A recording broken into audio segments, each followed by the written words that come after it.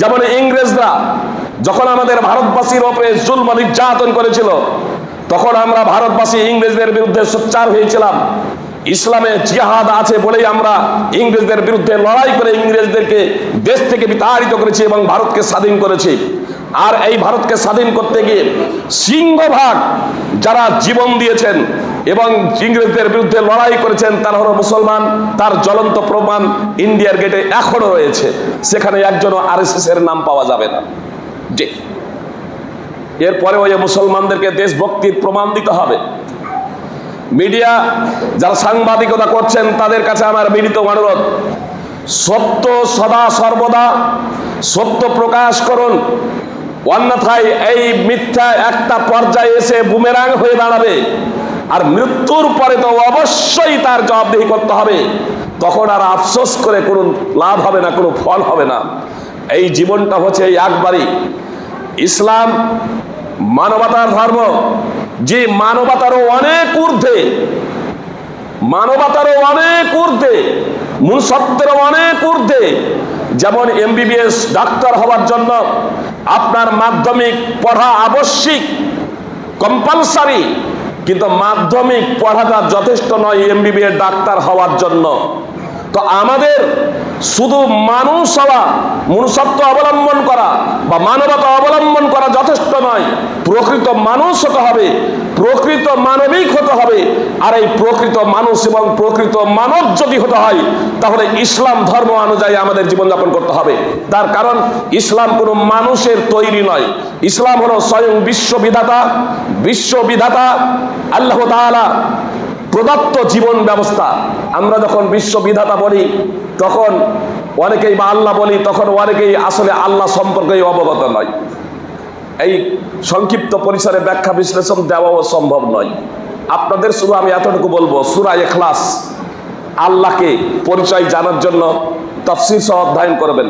আয়াতুল কুরসি সূরা বাকারার 255 নম্বর আয়াত তাফসীর সহ অধ্যয়ন করবেন। আপনার সূরা হাদীদ 57 নম্বর সূরার আপনার কয়েকটি ধারাবাহিকভাবে আয়াত, বিশেষ করে 3 নম্বর আয়াত সূরা হাদীদের আপনার তাফসীর সহ অধ্যয়ন করবেন এবং সূরা হাসরের শেষ আয়াতগুলো অধ্যয়ন করবেন তাফসীর সহ। আশা করি কিছুটা হলেও আল্লাহ তাআলার পরিচয় সম্পর্কে অবগত হতে পারবেন। আমি শুধু এখানে একটা বিষয় আপনাদের ইঙ্গিত দিচ্ছি মহান আল্লাহ তাআলা প্রসঙ্গে, যে এই যে পৃথিবী, এই পৃথিবী থেকে সূর্য হচ্ছে 13 লক্ষ গুণ বড়। যে সূর্যকে থালার সমান দেখছেন সেই সূর্যটা হচ্ছে পৃথিবী থেকে 13 লক্ষ গুণ বড়। বিজ্ঞানীরা বলছেন বেটেল জিউস নামে একটা নক্ষত্র আছে, সূর্য থেকে ও 764 গুণ বড়। সূর্য হচ্ছে পৃথিবী থেকে 13 লক্ষ গুণ বড়,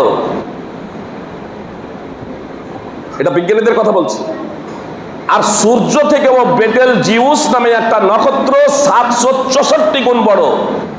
বিজ্ঞানীরা বলছেন মহাকাশে অগণিত সূর্য থেকে ও কোটি কোটি গুণ বড় নক্ষত্র রয়েছে। তাহলে সূর্য থেকে ও কোটি কোটি গুণ বড় নক্ষত্র রয়েছে। যে মহান আল্লাহ তাআলা এই সূর্য, পৃথিবী, আকাশ এবং পৃথিবী সমূহ এবং অন্যান্য যাবতীয় সৃষ্টি এবং সূর্য থেকে কোটি কোটি গুণ বড় নক্ষত্র সৃষ্টি করেছেন, সেই মহান আল্লাহ তাআলা যে কুরসি, সেই কুরসিটা কত বড় জানেন? সূরা আয়াতুল কুরসি অধ্যয়ন করবেন। কুরসির আবিধানিক অর্থ কিন্তু চেয়ার। তাফসীর অধ্যয়ন করবেন। সপ্তখণ্ড আসমান এবং জমিন এবং যাবতীয় সৃষ্টি সব কিছুই কুরসি, সব কিছুকেই কুরসি পরিবেষ্টন করে আছে। কুরসির ভিতরে, কুরসির পেটে সমস্ত কিছু, কুরসি পেটে। আর এই কুরসি মুফাসসিরিন কিরামের ভাষ্য মতে এই কুরসিটা হলো আল্লাহ তাআলার পায়ের পাতা রাখার জায়গা। কুরসি আলাদা, আরশ আলাদা। আল্লাহ আরশে আরোহণ করেছেন। সেই কুরসিটা যদি সূর্য থেকেও বড় কোটি কোটি নক্ষত্র, তো যে মহাকাশে এই নক্ষত্রগুলো আছে সেই মহাকাশ আকাশই কত বড়, 7খানা আকাশ, সেই আকাশই কত বড়, আর পৃথিবী কত বড়, এগুলো যিনি সৃষ্টি করেছেন সেই স্রষ্টা তিনি কত শক্তিশালী। শুধু একটা এ বিষয়ে আপনাদের দৃষ্টান্ত দিয়ে দিই সুপ্রিয় ভ্রাতৃবৃন্দ, যে ফিরাউন সংখ্যাগরিষ্ঠ ছিল কিপ্তির লোক, বানি ইসরাইল সংখ্যালঘু ছিল, বানি ইসরাইল সংখ্যালঘু, আর ফিরাউন সংখ্যাগরিষ্ঠ কিপ্তির লোক। অমুসলিম যারা আছেন তারাও কথা খুব মনোযোগ দিয়ে শুনেন, তার কারণ আমাদের স্রষ্টা একজন আছেন। ফিরাউন একচ্ছত্র অধিপতি, মিশরের একচ্ছত্র নায়ক। আপনার বানি ইসরাইল সংখ্যালঘুদের উপরে জুলম নির্যাতন করত, সংখ্যালঘুদের উপরে জুলম নির্যাতন করত, নারীদেরকে ভোগ করত। আর যখন এটা অবগত হলো বানি ইসরায়েলে এক পুত্র সন্তানের জন্ম হবে যার মাধ্যমে আমার সাম্রাজ্যের পতন হবে, তখন ফিরাউন গোয়েন্দা ছেড়ে দিল, লোক ছেড়ে দিল যে আজ থেকে বানি ইসরায়েলে যত পুত্র জন্মগ্রহণ করবে আতুর ঘরেই হত্যা করে দিতে হবে গলা টিপে। সেই সিদ্ধান্ত অনুযায়ী আপনার এই হুকুম মিশরের মাটিতে লাগু হয়ে গেল। বানি ইসরায়েলে যত পুত্র সন্তান জন্মগ্রহণ করবে তাদের আতুর ঘরেই হত্যা করে দেওয়া হবে। কিন্তু এহেন পরিস্থিতিতে আপনারা সূরা কাসাস 28 নম্বর সূরার 3 থেকে 14 নম্বর আয়াত তাফসীর সহ অধ্যয়ন করবেন। এহেন পরিস্থিতিতে মুসা আলাইহিস সালাম শুধু এই আল্লাহ তাআলা শুধু মুসা আলাইহিস সালামকে বানি ইসরায়েলের সৃষ্টি করেননি, বরং বানি ইসরায়েলের সৃষ্টি করলেন। আর মুসা আলাইহিস সালাম নিজের মায়ের কাছেই লালিত পালিত হলেন, নিজের মায়ের দুধ পান করলেন, আর নিজের মায়ের দুধ পান করছেন, আর ফিরাউনের কাছ থেকে পারিশ্রমিক আদায় করে নিচ্ছেন, যেখানে কিপ্তিরাও পারিশ্রমিক পেত না। যেমন মায়েরা, আমার মা বোনেরা দুধ পান করাই সন্তানদের, এর জন্য কি সরকার পারিশ্রমিক দেয়? এর জন্য সরকার পারিশ্রমিক দেয় না। যেখানে ফিরাউন ঘোষণা করেছিল বানি ইসরায়েলের পুত্র সন্তানদের হত্যা করবে, এহেন পরিস্থিতিতে আল্লাহ তাআলা কত মহাশক্তিধর এবং সুকৌশলী যে আল্লাহ তাআলা সেই অবস্থায় মুসা আলাইহিস সালামকে বানি ইসরায়েলের শুধু সৃষ্টি করেই ক্ষান্ত হননি, বরং আল্লাহ তাআলা মুসা আলাইহিস সালামকে বানি ইসরায়েলের সৃষ্টি করে নিজের মায়েরই দুধ পান করালেন, আর ফিরাউনের রাজ দরবার থেকে পারিশ্রমিক আদায় করিয়ে দিলেন। তাফসীর সহ অধ্যয়ন করবেন, বিশেষ করে আহসানুল বায়ান সূরা কাসাসের 13 নম্বর আয়াত অধ্যয়ন করবেন, বিষয়টা আপনার কাছে স্পষ্ট হয়ে যাবে। কোরআন কোনো নাটকের বই নয়, কোরআন কোনো উপন্যাসের বই নয়, কোরআন কোনো গল্পের বই নয়। সুপ্রিয় ভাই এবং বোন, সেই মহান আল্লাহ তাআলা আজকেও আছেন না নেই? এই পরিস্থিতিতে আমার আপনার করণীয় কি? ইসলাম মানবতার যে মর্যাদা দিয়েছে, আপনারা সূরা মাইদার 5 নম্বর সূরার 32 নম্বর আয়াতটি অধ্যয়ন করবেন। একজন নিরীহ মানুষকে হত্যা করার তাৎপর্য হলো সমগ্র মানব জাতিকে হত্যা করা, আর একজন নিরীহ মানুষের জীবন বাঁচানোর তাৎপর্য হলো সমগ্র মানব জাতির জীবন বাঁচানো। এ কথা আজ পর্যন্ত কোন নেতা, মানবতাবাদী সংগঠনের কোন কর্মী বা কোন রাষ্ট্রীয় নেতা এ কথা ঘোষণা করতে পারে নাই। যদি এ কথা বলে তাহলে ইসলাম বলেছে। সেই ইসলাম জঙ্গি এবং সন্ত্রাসমূলক নির্দেশনা দিতে পারে?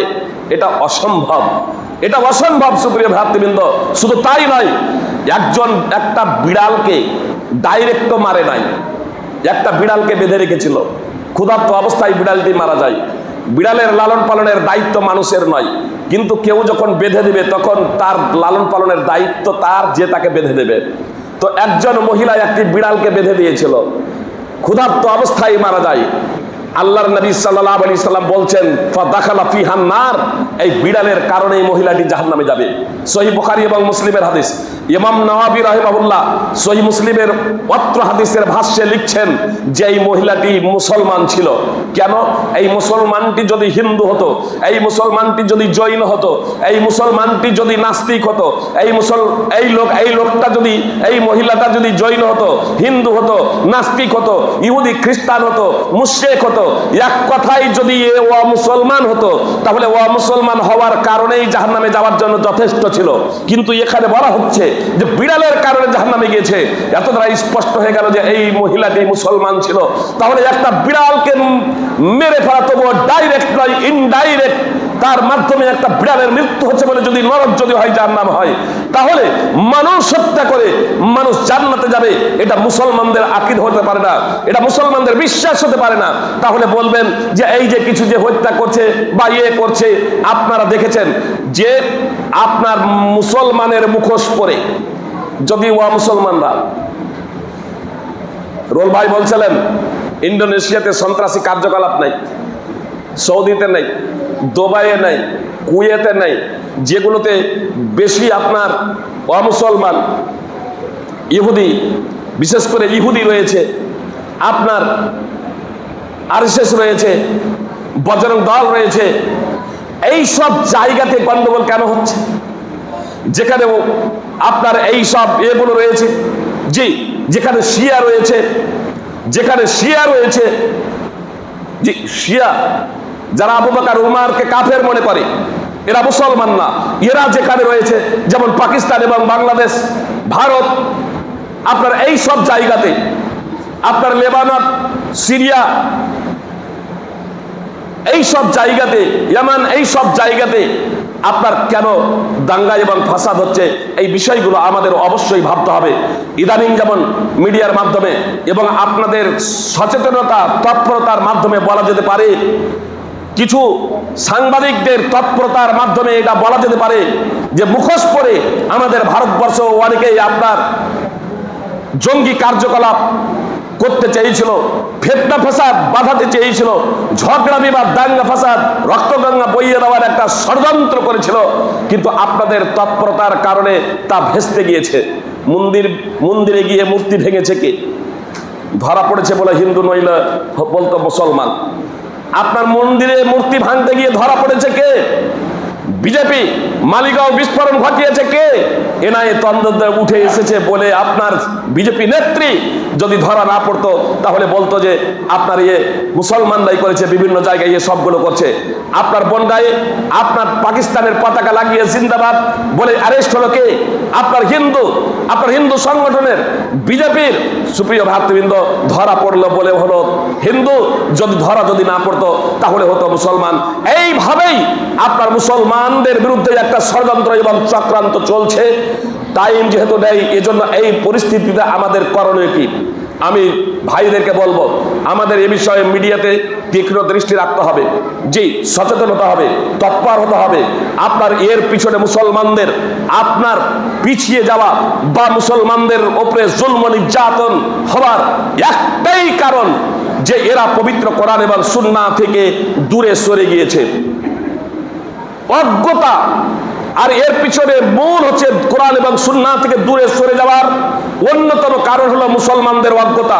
কোরআন এবং সুন্নাহ সম্পর্কে এরা জ্ঞান অর্জন করে না, কোরআন এবং সুন্নাহ অধ্যয়ন করে না, যে কারণে মুসলমানদেরকে আপনার নানাভাবে কষ্টে নিমজ্জিত করা হচ্ছে। এ থেকে যদি আমরা পরিত্রাণ চাই, আমাদের এই পরিস্থিতিতে আমি আপনাদের বলতে চাই, আমাদের এই ভারতবাসী, আমি একজন ভারতবাসী হিসেবে আপনাদের কাছে এই ভারতের মুসলিমদের বিশেষ করে এই পদ্ধতি ভূমিকা অবলম্বন করার জন্য আমি বিশেষভাবে আবেদন জানাবো যে আদম আলাইহিস সালামের 2 সন্তান কুরবানি দিয়েছিল, আপনারা জানেন। একজনের কুরবানি কবুল হয়েছিল, একজনের হয় নাই। যার কুরবানি কবুল হয়েছিল কোরআন এবং হাদিসে তার নাম উল্লেখ নেই, তবে মুফাসসিরিনে কেরাম কেউ উল্লেখ করেছেন যে যার কুরবানি কবুল হয়েছিল সে হচ্ছে হাবিল, আর যার কুরবানি কবুল হয়নি সে হচ্ছে কাবিল। যে হত্যা করেছিল সে হচ্ছে কাবিল, যাকে হত্যা করা হয়েছিল সে হচ্ছে হাবিল। জি, আমাদের এই পরিস্থিতিতে হাবিলের নেই ভূমিকা পালন করতে হবে। আপনার যদি অমুসলিম বিজেপি, আরএসএস, বজরং দল, শিবসেনা কেউ যদি, আমি আগেই বলেছি যে সমস্ত অমুসলিম আমার আপনার বিরুদ্ধে এমনটি নয়, ইসলামের বিরুদ্ধে এমনটি নয়। কোনো ব্যক্তি যদি আমাকে বলে যে আপনাকে মারবো, আপনাকে হত্যা করব, আমি এবং আপনি ধৈর্য ধারণ করে আল্লাহ তাআলার কাছে সাহায্য প্রার্থনা করে যদি হাবিলের নেই ভূমিকা পালন করতে করি, আমি কিন্তু হাত সম্প্রসারিত করব না, এই ভূমিকা যদি পালন করতে পারি তাহলে দেখবেন অতি সত্বর আমাদের বিজয়, অতি সত্বর বিজয় হবে ইনশাআল্লাহ। সুপ্রিয় ভাতৃবৃন্দ, আপনারা বলতে পারেন তাহলে কি ইসলামের সশস্ত্র জিহাদ নেই? অবশ্যই ইসলামের সশস্ত্র জিহাদ আছে, কিন্তু তার জন্য প্রেক্ষাপট আছে, তার জন্য ব্যাকগ্রাউন্ড আছে। যখন তখন নয়, সেটা হবে ইসলামী শাসকের, ইসলামী আমিরের নেতৃত্বে। সুপ্রিয় ভাই বোন, সেই ইসলামী শাসক আমার ভারতবর্ষে, আমরা তো সাধারণ, এখানে আমাদের অবস্থা সাধারণ। এজন্য এই প্রেক্ষাপটে যে আমরাও একত্রিত হতে পারি, আমরা কোরআন এবং সুন্নাহর আলোকে আলোকে যখন আমরা প্রথমত হাবিলের মতো ভূমিকা পালন করে যখন আমরা ইসলামের আদর্শটাকে জনগণের সম্মুখে সার্বিকভাবে প্রচার পাবলিসিটি করে যখন আমরা পৌঁছে দিতে পারবো, তখন ইনশাল্লাহ আমাদের জন্য বিজয়। তারপরে যদি আমাদের উপরে জুলম নির্যাতন হয়, যেভাবে ইংরেজকে আমরা দেশ থেকে বিতাড়িত করেছিলাম, সেইভাবে জঙ্গি এবং সন্ত্রাসীকে ভারত থেকেও বিতাড়ন করবো ইনশাআল্লাহ। কিন্তু তার আগে আমি নিজে সংশোধিত হব না, কোরআন সুন্নাহর আলোকে জীবন গড়ব না, নিজে পরিবর্তন হব না। কেউ যদি ইট ছুঁড়ে তাহলে আমি পাথর ছুঁড়ব। জি, এ নীতি ইসলামের নাম, এ নীতি ইসলামের নাম। মুহাম্মদ সাল্লাল্লাহু আলাইহি ওয়াসাল্লাম স্পষ্টভাবে বলেছেন, ইন্নামাল ইমামু জুন্না ইউকাতালু মিন ওয়ারাইহি ওয়া ইউত্তাকা বিহি। নিশ্চয়ই ইসলামী শাসক হলো ঢাল স্বরূপ, তার নেতৃত্বে লড়াই হবে, তার নেতৃত্বে লড়াই হবে, আর তার মাধ্যমেই বাঁচাই হবে। আল্লাহ তাআলা আমাদের প্রকৃত অর্থেই মূল বিষয়টা বুঝার তৌফিক দান করেন, কোরআন এবং হাদিস অনুযায়ী চলার আমাদের তৌফিক দান করেন, আমিন। সুপ্রিয় ভাতৃবৃন্দ,